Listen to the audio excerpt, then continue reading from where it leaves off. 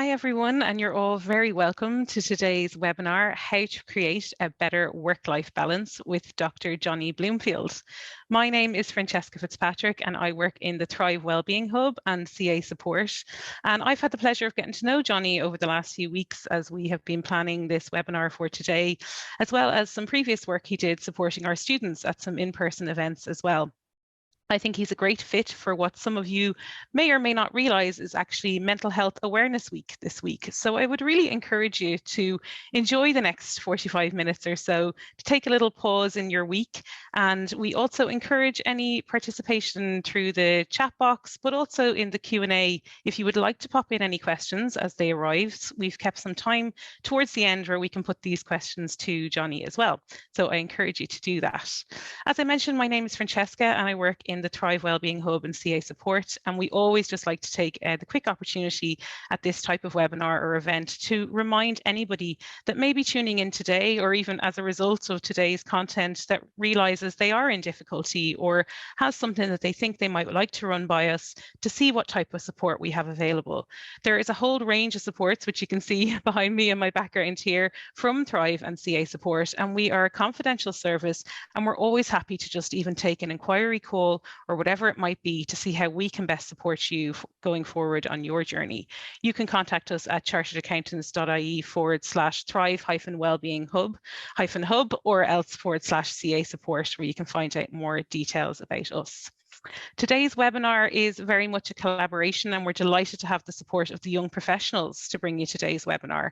I'm also really glad to be joined by Anne Carter from the Young Professionals Committee, who's going to talk to you a little bit about the work of the young professionals, as well as her own experiences of work-life balance. So Anne, welcome, and I'll hand over to you. Thank you, Francesca. It's lovely to be here. I'll actually share my screen just so I can give you some of the details behind the Young Professionals Committee. So you should be seeing that now, I hope.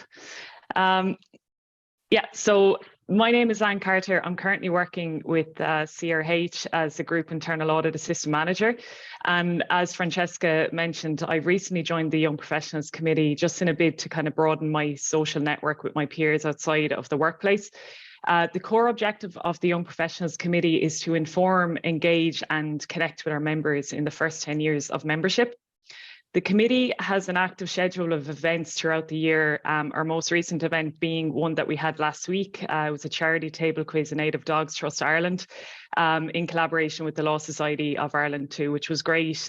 We had almost over 40 people attended, and it was a great opportunity to network, relax, have some fun and basically switch off from work. So there's currently 10,000 plus young professionals in the profession, and 1,200 plus new members are admitted each year. In the background, you'll see on the slide that I'm currently sharing, there's a QR code. This will direct you to our socials for the Young Professional Committee. So if you want any more information, we'll also share this infographic with you after the webinar. So I guess on the topic of this webinar, it's about work-life balance. Our career by nature can be quite busy and stressful at times. And in my opinion, the busy times are probably the most crucial times to prioritize a break from work and incorporating work-life balance into your work week and the weekend. Some of my personal tips to achieving this is just making sure that you just get up from your laptop or your desktop every 40 minutes to an hour to take a break from your screen. I also try, and obviously this doesn't happen every day, but I try my best to maybe get out for a 20 or 30-minute walk each day during my lunch break, you know, just to get some of that fresh air into you. And I do notice a kind of an increase in my energy levels in the afternoon whenever I do that. So it's one of my kind of top tips for work-life balance in terms of during the working week. Also, sometimes I listen to music while I work. That probably works best for a task that's more of a repetitive nature rather than having to deep focus. But some relaxing music does help me kind of calm a little bit down during work when I'm feeling a bit stressed. in the evening time, then I just like to maybe try and get out for another walk or get some sort of exercise in the evening, be it the gym or the pool or anything that you're really into yourself personally. I mean, even picking up a guitar or whatever is kind of your own personal hobby. For me, it's exercise, and I really do hope that has made the biggest difference overall to me personally from a work-life balance point of view. If the weekends then, I don't have something planned, I will try and maybe get outside in nature again, be it a hiking trip, or sometimes then I just want to read a good book and switch off the phone and switch off the laptop and actually make that effort to switch off and incorporate something outside of the daily stresses of our job. So at this point, I'm going to hand over now to our guest speaker, which I'm really looking forward to hearing from. It's Dr. Jonny Bloomfield. Jonny is a health and performance coach specializing in stress, sleep, exercise, and nutrition. His background is in sports science, gaining a PhD from the University of Hull. With a wealth of experience working with various professional bodies and employers, Jonny has provided targeted solutions to those seeking to enhance their staff health and well-being. Jonny is also a family man himself with wife and 2 children, and brings this experience to his work, also particularly regarding today's topic of work-life balance. Over to you, Jonny. Thank you so much, Anne. That was great. What an intro, and fantastic example of all the ways to have a good work-life balance. All right. So, good afternoon, everybody. Thanks very much for attending. If you're showing up live or if you're listening in the recording, we really appreciate you taking out some time of your very busy day to come and listen to me here. So today we're going to talk about finding that good work-life balance. So I'm going to give you some food for thought here to help you, to give you tips on better ways to manage stress, for example, and how you can then gain more control and ultimately sleep better and feel more rested, so that you can be more resilient and more sustainable. You can maintain your work performance and you can live a long and healthy life, ideally. So I intend in the next 30 minutes or so to make this informative, enjoyable for those who live. Maybe a wee bit of interaction would be nice. And I hope that all of you take at least one thing away today that helps you achieve a better balance. So I was first, when I was asked to do this, I did a little bit of research, and I found this survey that was completed in January 2023 with more than 1,500 CAs, and they were you can see here on the right hand side the types of CAs that were responding to that, and 60% were male, 37% were female, and 3% didn't declare. But the survey was asking about levels of satisfaction with career progress, what topics were most important in accountancy, personal priorities for development, contentment with work-life balance, and employee benefits. And it's kind of nice to see that 88% of people were saying that their careers were turning out as they were hoped that they would. But the pandemic has clearly made a lot of people rethink, and a good work-life balance has clearly come out here as a top goal. There was a paragraph or a statement that said, it seems that the lure of the C-suite can no longer compete with spending quality time with the family, the chance to develop outside interests, or to feel you're having a positive impact. And what was most alerting, they wrote, was that nearly 40% of the responses were from members earning 100K or more, which may indicate there is a shift in what's determining people's happiness, whether maybe it was previously about identity and status, but maybe more so now it's about time and freedom. So it begs the question, really, and I would love maybe to people to interact in the chat here. What is a good work-life balance anyway? For me, I think it's a personal thing, and I think it changes as we go through our stages in life. Certainly, when I was 22, work-life balance looked very different to when I'm now 44, and I think there isn't necessarily a set target to achieve. It is personal, and it is determined to you. What I would suggest is it shouldn't compromise your health, it shouldn't compromise your relationships, and it should be sustainable. So So those are three key ingredients for me. Where else in that report was saying where the difficulties finding that balance? I'm sure this is no surprise to anyone on the call here, but working long hours on weekdays was one of the top results, and the inability to switch off and relax, which is something we're going to address here particularly today, and feeling an inappropriate amount of work-related pressure and feeling an inappropriate amount of work-related stress. They're kind of the top four. Working during holidays, over weekends, not finding time to be with family and friends, and having.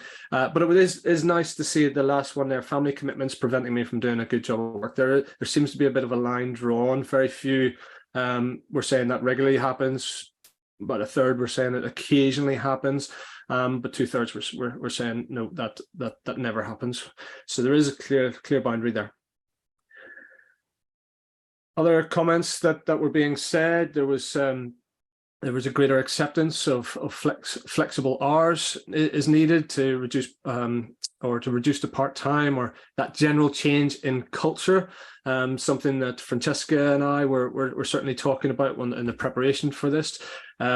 Fewer ad hoc urgent projects, needing to work fewer hours, sort of respecting part-time hours and part-time pay and part-time workload should all be respected. The top one here about senior managers trying to find their work-life balance, managing their team with the whole transition to hybrid and flexible working, and just sort of that need for improving systems and processes and having enough resources to cope with workload. And then this week we're the debate on LinkedIn. If anyone's watching what's going on in the UK at the minute, is this idea of having a right to switch off. Certainly from 2017 in France, it became a legal requirement that bosses couldn't contact you outside of working hours. And that then has spread across Europe and into other countries like Italy, Spain, Portugal, and Belgium, of course. But in the UK, they're now starting to talk about this right to switch off, and it creates a huge amount of debate, whether it's possible to, whether it's fair, like how manageable and sustainable is it to enforce. So lots of the principle obviously is very. Comes from definitely a good place, but is the how it rolls out is certainly a challenge. So a little bit about me. There's a QR code to my LinkedIn. So as I was kindly introduced, I formerly was a sports scientist working in high performance sports, and now I'm a health and performance scientist helping coach people to manage stress, eat better, be more physically active, and sleep well. But when I worked in sports, I had no work-life balance. It physically took me overseas, took me away for several weeks at a time, and I felt that industry really wasn't sustainable for me, for the life I wanted to live and how I wanted to raise my family. So I had to make a pivot, and I've been self-employed for the last 10 years, which brings a whole range of new challenges in terms of work-life balance. As Anne was saying, I have a wife and 2 young children, and we've made the decision that for my wife to take a career break. So all the pressure is on me to make sure that I've enough income to sustain the household, and again, it can be quite difficult to switch off from that too. So, but I believe it's not easy to achieve, but I firmly believe that I have to maintain that balance. It's one of my top priorities, because I need to be able to turn up every day and sustain what I do. So taking time away and time off work and detaching from work, not just physically. As you can see, I work from home, so it can be a challenge, but luckily I have an office that's separate to the house. But mentally and emotionally from work as well. It's so important to do that so I can show up every day. Let's look back a little bit. So 1886, there was a rally in America that was all about trying to find better working conditions. 8 hours for work, 8 hours for rest, 8 hours for what we will was the motto. And this is why we celebrate. This is why we get a day off on the 1st of May. And then fast forwarding about 40 years later, the Ford Motor Company were the first organization that established the 40-hour work week, and then in 1938 that 40-hour work week was passed as a Fair Labor Standards Act. Then 120 years later, who remembers these devices? Who had a BlackBerry, and wasn't it a bit of a game changer when it was given to us? And but I grabbed an article in Guardian 2009, so roughly about 3 years after they'd been introduced.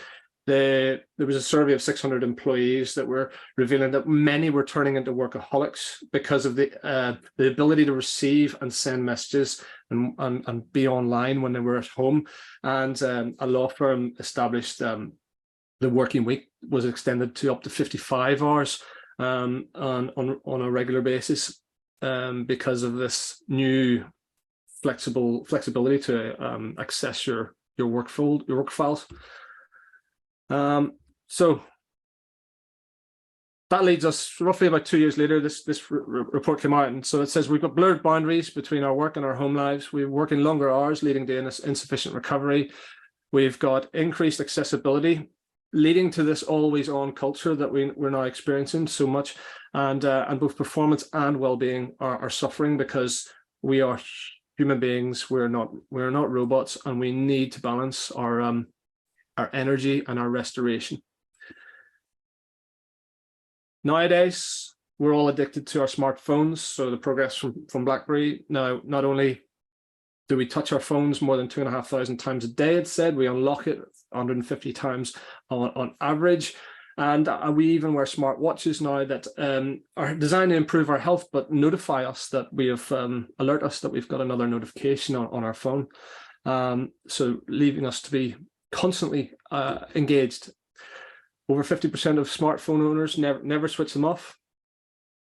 71% of owners sleep with or next to their devices. 79% of people are checking their smartphone within the first 15 minutes of waking up in the morning. For whatever reason, 42% of us are bringing our smartphone to the bathroom. 92% of people are multitasking during meetings. Who's guilty of that while I talk? Are you fully engaging here, or have you got a second screen or something else that's distracting you?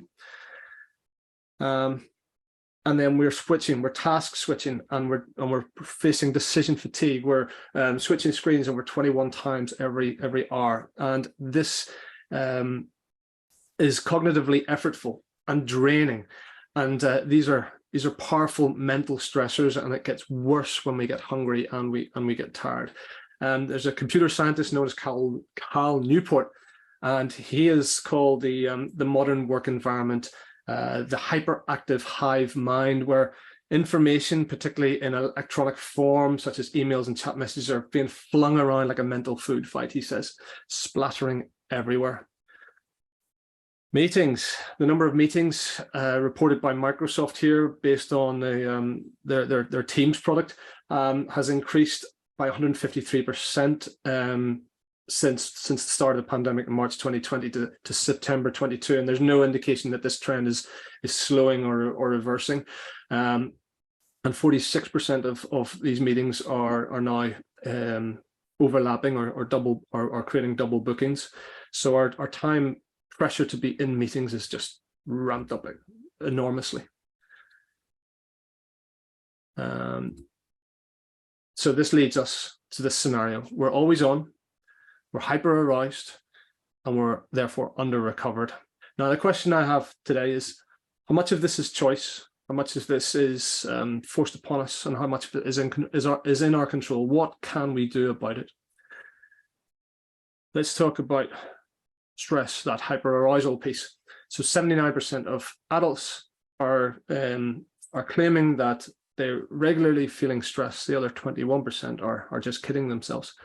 And stress this is a report from January of this year, whereby stress is simply it looks like it's on the rise. So Champion Health do a workplace health survey, and we can see that there's been a 13% increase particularly in moderate to high levels of stress in the last 12 months. And high levels of stress are impacting productivity. And the major sources of stress here on the left, you can see, are enormously down to workload, and then lack of control and lack of support would be the top three. Senior staff members coming in pretty close there too. 56% of those people, though, are still recognizing, though, that a perfect amount of stress is enabling them to thrive. So what is that?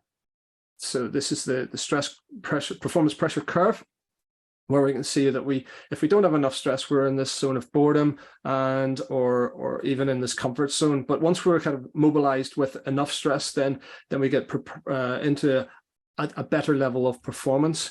And then once we're in that kind of the ideal zone, we're in that focus zone where we're doing our deep work, as Anne said, our best stuff. But there is a tipping point, and this might be there's no time limit to this. This could be this graph could be an hour. This graph could be a day. This graph could be a month. But certainly when we kind of hit a tipping point, we'll start to experience the fatigue, and then the exhaustion, and then the anxiety, and as you can see here, the last one is burnout. Stress may also be the reason behind why many of us are feeling brain fog as well. Brain fog gives us trouble to put our thoughts together. It gives us difficulty concentrating or remembering what we do. It gives us that physical and mental exhaustion, and then that leads to a lack of motivation or difficulty to find interest in things that you usually do. Think of your brain as a computer. So all the stress and anxiety that we have, think of them as programs that are all running simultaneously in the background, using up tons of memory and processing power, and that makes everything else start to run slowly and eventually crash. So how do we build more stress resilience? Well, we've got to have that experience of stress, which generates that fatigue. But it is this now recognizing the importance and significance of the time to recover, and not only just to recover to baseline, but recover to a level where you learn from that stress, you adapt and grow as a result of experiencing the stress, and therefore have a new level of coping and a higher level of resilience. So the recovery time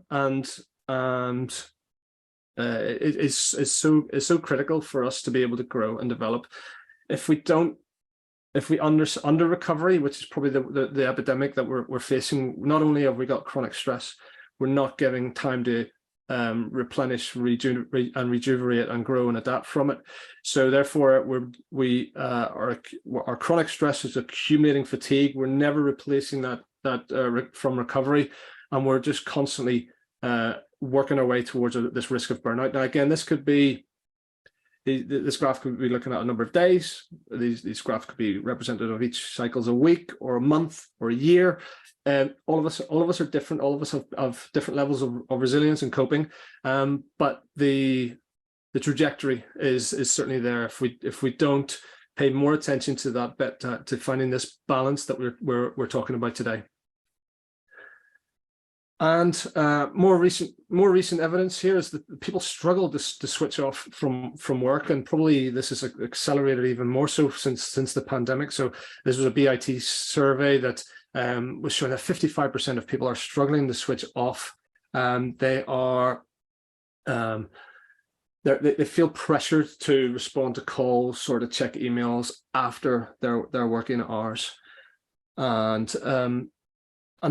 this sort of begs the question: can you switch off? Have you got that capacity to? So this is a nice study that was done by Cropley and Millward in 2009, and they kind of looked at they took an interest in looking at how workers recover and unwind from work during their leisure time, and they found that the high ruminators were the ones who had difficulty managing their boundaries, and they were more likely to kind of consume thoughts in their leisure time around their work that was to do with worry and they were struggling to detach emotionally.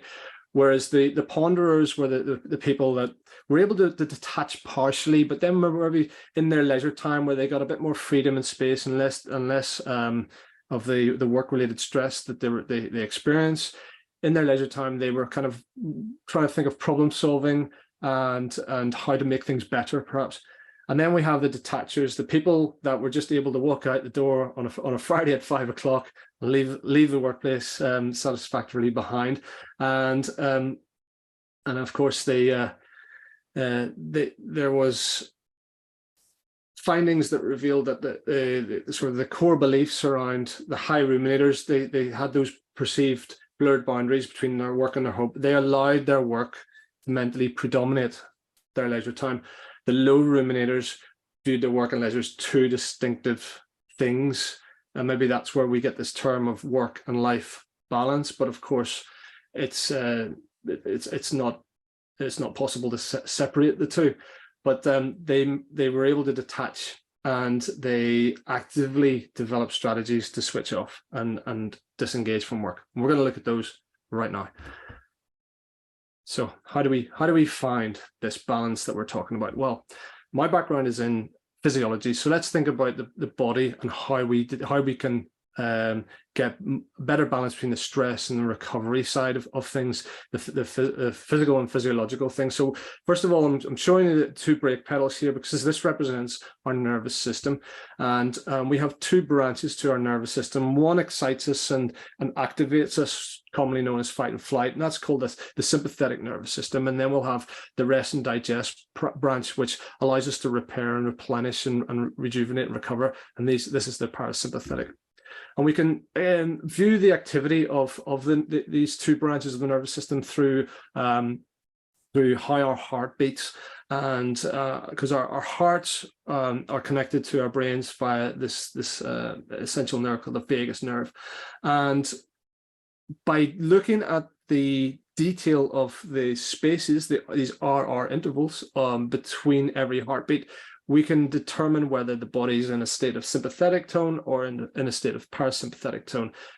So whether it's low HRV or high HRV.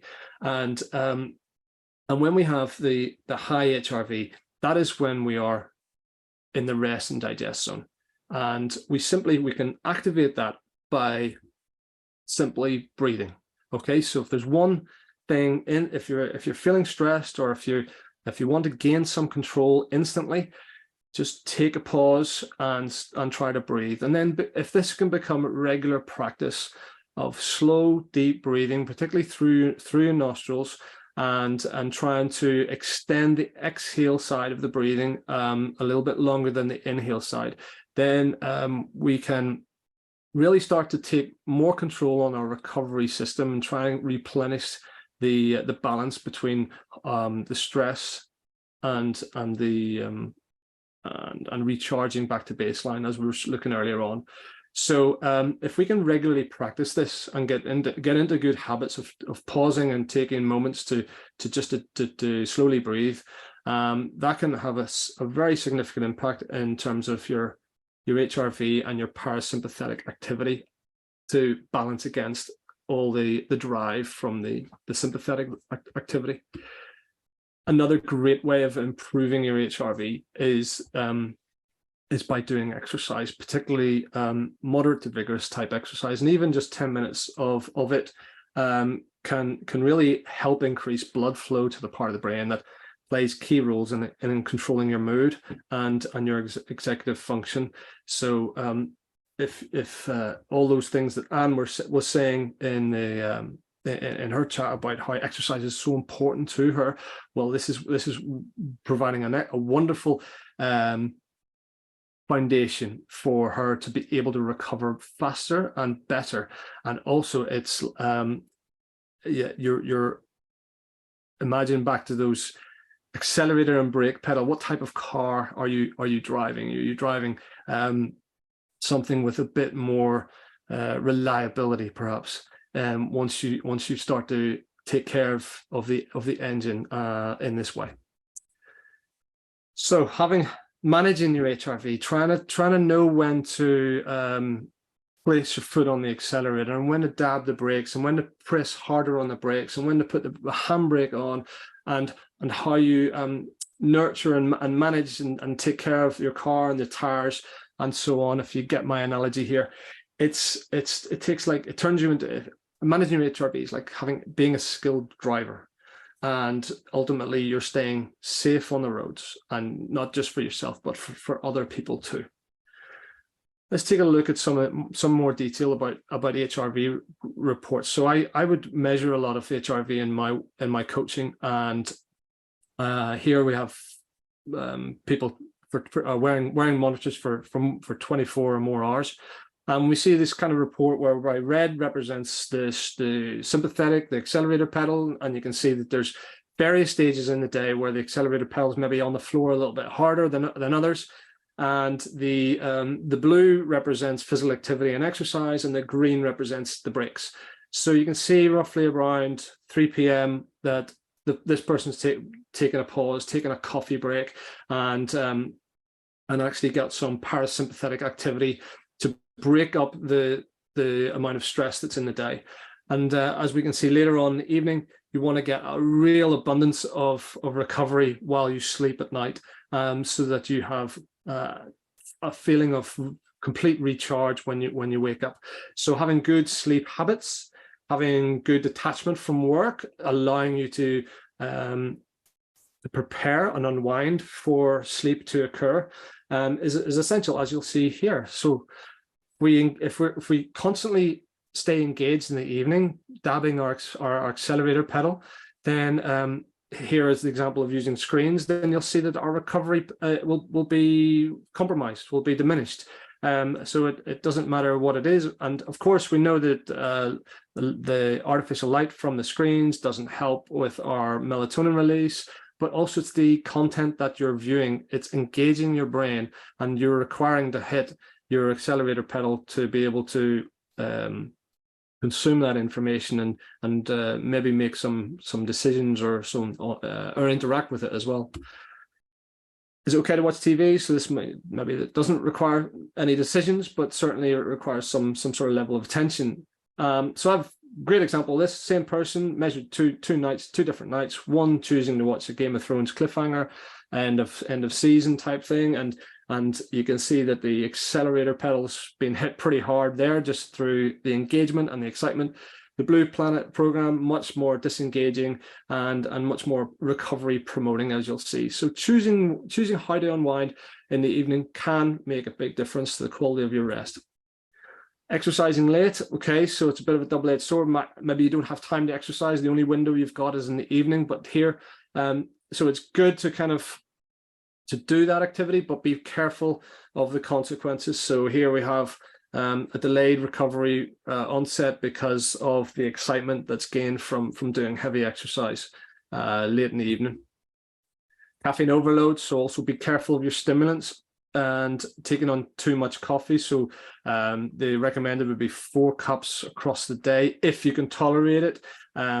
Some people have very low tolerance, so like myself, I can cope with maybe a cup at mid-morning, and that's about it for me. But overloading on your caffeine will it's like, again, hitting your accelerator pedal, and you can end up with delayed and broken recovery as a result, which then leads you to the next day needing more alertness, leading to more caffeine. So it's a terrible vicious cycle. But the big one is alcohol here really destroys the recovery completely. So again, healthy guy, 2 different days. Day above is a day with him being active, managing stress all day, and unwinding perfectly in the evening and sleeping tremendously well to recharge the battery. Second, the day below, he's actually playing golf, and then he spends the rest of the evening in the bar afterwards, having quite a number of units, and that will totally destroy his ability to recover in any sort of shape or form. So be mindful of the impact of alcohol and your stress recovery balance. It destroys it. I'm not going to speak too much on this slide, but there's a QR code which will take you to the resource. This is on mind.org.uk, and this is just signs of too much stress. So whenever we experience stress, perhaps we don't see the wood for the trees, and sometimes we don't recognize the signs and symptoms of when we're having too much. So not only is this useful for looking after others, but it may also be useful for looking after you. But there are physiological responses like headaches, stomach upsets, nausea. There's psychological responses such as depression, anxiety, anger, irritability, restlessness, and so on. And then there's behavioral responses like you'll have trouble sleeping, oversleeping, withdrawing from others, underperforming at work, maybe drinking, smoking, and eating more or less than usual are common behavioral things that we see. Okay, so how are we doing? I'm going to talk about how do we regain control. Again, just prepping for this talk, I came across a really interesting, very recent study that was in Harvard Business Review, and this was again,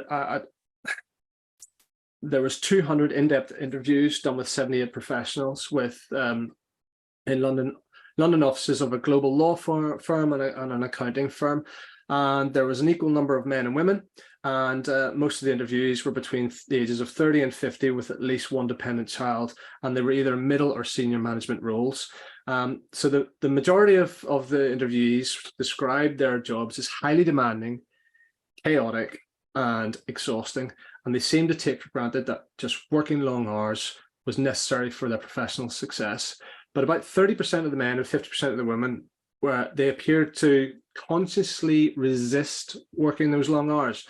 And they described a variety of strategies that they developed for maintaining a healthier work-life balance. And so this is what we're going to look at. There was five aspects that they summarized that we're gonna take a look at. So the first one was pausing and reflecting. So a bit like me earlier on talking about the breath work. So if you can create a good habit of taking a pause, taking a breath, or if you can find that 10 minutes to go and do some activity, ideally outside as well, that can make a really big difference to your day. We talked earlier about having meetings were increasing. One of the biggest errors people make is defaulting their meeting time to 60 minutes, when really if you cut it to 45 or even 50 minutes, you can create 10-minute windows in your day to have this downtime, this mini recharge time that you can take before you go. We saw those back-to-back meetings, which is something we really want to try and avoid in how you structure your work. But here they were saying, take a step back and ask yourself, what is currently causing me stress, imbalance, or dissatisfaction, and how are these circumstances affecting how I perform and engage with my job? How are they impacting my personal life? And what am I prioritizing? What am I sacrificing? And what is getting lost? And only after you can take a mental pause and acknowledge these factors are you able to begin to tackle them. Now, like me, I pivoted because of a major life event, starting a family. So I decided that the birth of a child or the death of a loved one normally catalyzes these realizations, but it is possible to take this pause and reflection moment at any time. So it doesn't necessarily have to require a major life event to make a major life change. Taking breaks reduces stress. So there's this study by Microsoft Human Factors Lab. They used an EEG cap on to measure beta wave activity with 14 meeting participants. And for those who were given breaks, their average beta wave activity, which is associated with stress, it stayed steady, and you can see the coolness of the colors here in blues and greens. And for those that were deprived of breaks, their average beta wave activity rose, particularly as the meetings progressed into sort of 2 and 3 here. So the other benefit of taking breaks is that it also enhances engagement. So they also measured something called frontal alpha symmetry, and they showed that those that took breaks, even short ones, were able to make the transitions between meetings feel less stressful, and it's associated with higher levels of engagement. And those that didn't take breaks showed the negative asymmetry, which is shown that they're being more withdrawn. So how do you take an effective break? Well, there's research that shows around there's 4 different types which can be really working for you. Now, again, you can do them on their own. You can combine a couple, or ideally, if you can do all 4 combined, that would be wonderful. But there's relaxing, social, active, and natural. So the relaxing one is any activity where the cognitive load decreases. So you take a mental break, and or maybe a physical break as well. But the social is speaking to those co-workers around you, but not about work-related topics, but something else. Getting to know them on a human level. Being active, getting away from your desk and moving around, like Anne was suggesting, they're frequently doing that. And then natural, getting outside, even for 10 minutes in nature, is associated with improvements in performance. Next really is sensing your emotions. So once you've increased the awareness around your current situation, you examine how that situation makes you feel. Ask yourself, do I feel energized here? Do I feel fulfilled? Do I feel satisfied? Or do I feel angry or resentful? So if you have a good rational understanding of the decisions and priorities that's driving your life, that's important. But equally important is this thing called emotional reflexivity. And that's the capacity to recognize how the situation's making you feel. And awareness of your emotional states is essential in order to determine the changes that you want to make in your work and in your life. It's pretty good for HRV too. If you've got that higher level of emotional regulation, which is a result of having higher HRV, feeling more calm and in control, that links through to better trading performance in a financial trading room. Thirdly, they talked about priorities. So increasing your cognitive and emotional awareness gives you tools that you need to put things into perspective. A really key word for today is perspective, and determine how your priorities need to be adjusted if so. So ask yourself, what are you willing to sacrifice? How long are you willing to sacrifice for?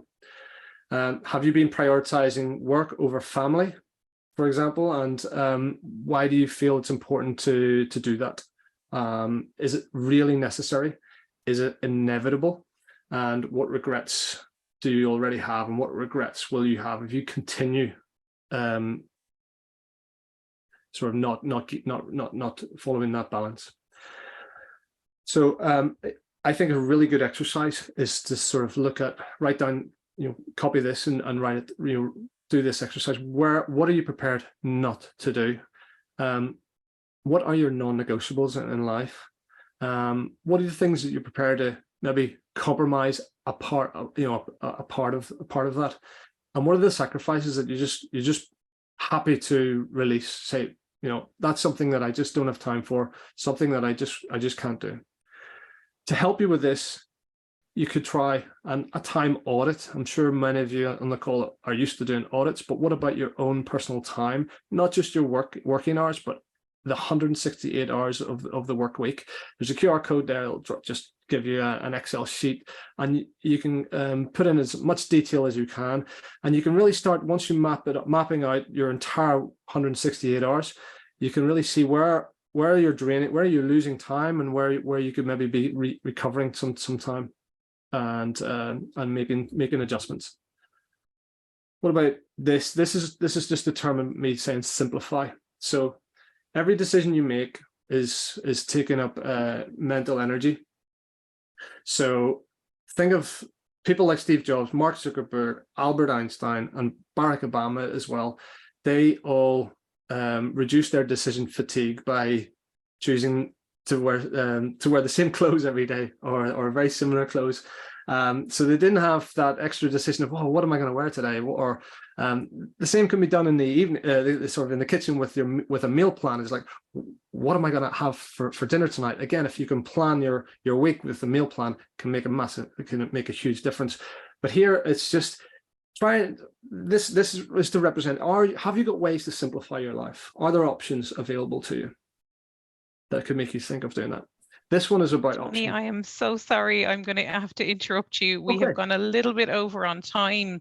And I just wanted to obviously, mention that I think we could all probably listen to you all day. I just have found that so informative. And I love the fact that you very much have the science to kind of back up the proof here in terms of, the difference it can make. If we just address some of these areas, but I didn't want to finish up without referencing, obviously, the recording will be available. And I know you've very kindly offered to share some slides as well, which is great, because even those QR codes are brilliant in terms of where people can find out a bit more information and a few templates as well. But also just, Jonny, I didn't want to finish up without people finding out where they can get in touch with you as well if they want to, find out a bit more information about your work and, the topics covered today as well. Great, thanks. So yeah, you find me, you can get in touch with me at jonnybloomfield.com. That's JONNY Bloomfield.com. And but I'm very active on LinkedIn, so you can look me up at Dr. Jonny Bloomfield on LinkedIn, and hopefully we can have a bit of a further engagement through that. I'd be very happy to. You have a great blog as well on your website, which Yes. I've enjoyed the articles there as well. So I would definitely encourage people, some really interesting different takes on things on your articles as well. So I definitely encourage people to find out more there. And just thank you so much, Jonny, for today. It's been so helpful. And I'm so sorry we didn't have more time to hear more, but it's been really, really useful. I hope everybody's enjoyed it that's attended. And thank you as always to Chris in the background that helps us with our webinars as well each time. So thanks again, Jonny. Really appreciate your time today. Okay, thank you so much. And we were very close to the end, so there wasn't much left to go there. But I'll certainly be sharing those slides with you. And if anyone wants to kind of catch up with that at the end, that'd be great. Thanks so much, Jonny. Take care.